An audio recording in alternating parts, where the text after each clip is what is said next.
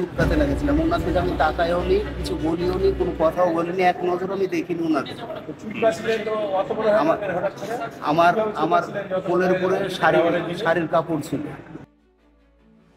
কোনো উদ্দেশ্য নাই ওইরকম। আমি যদি থাকবো তাহলে ওনার তো আমি ভিডিও দেখতে পারতাম, যে ওনার হাতে ক্যামেরা আছে, আমি তো দেখতে পারতাম। আপনি করলেন কেন ওর সামনে তাহলে এটা? আপনারা জানেন যে সাম্প্রতিক সময়ে আমরা নারী নির্যাতন এবং যৌন হয়রানির বিভিন্ন অভিযোগ পাচ্ছি বা ঘটনাগুলো কিন্তু আমরা মানে ঘটতেছে। এটা নিয়ে কিন্তু দেশব্যাপী আমরা দেখতেছি আমাদের যারা নাগরিক সমাজ, ছাত্রদের মধ্যে বা সুশীল সমাজের মধ্যে একটা প্রতিক্রিয়া লক্ষ্য করা যাচ্ছে।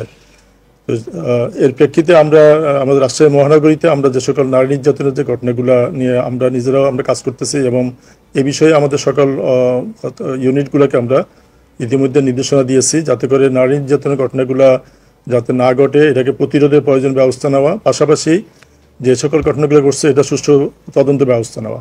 তো দেখলাম যে একটু এটা নিয়ে ক্ষুব্ধ, তো ওই সোশ্যাল মিডিয়ার ওই নিউজটা আমরা দেখে আমাদের যে আরএমপি যে সাইবার ইউনিট আছে, আমি রাতে বলছি যে সাইবার ইউনিটকে যে ওই লোকটাকে আইডেন্টিফাই করে ব্যবস্থা নেওয়ার জন্য। পরবর্তীতে আমরা রাতে আমরা তার লোকেশন পেয়েছি, সে মহানগরীর আমাদের রাজশাহী মহানগরীর রাজপাড়া থানাধীন কেশবপুর এলাকায় তার লোকেশন আমরা পেয়েছি।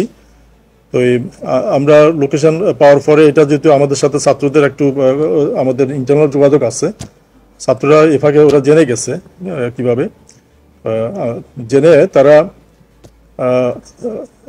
ছাত্র জনতার কিছু অংশ, আমাদের পুলিশও ওখানে গেছে তাকে গ্রেপ্তারের জন্য, ছাত্র জনতার কিছু অংশ সেখানে গিয়ে জমায়েত হয়েছে।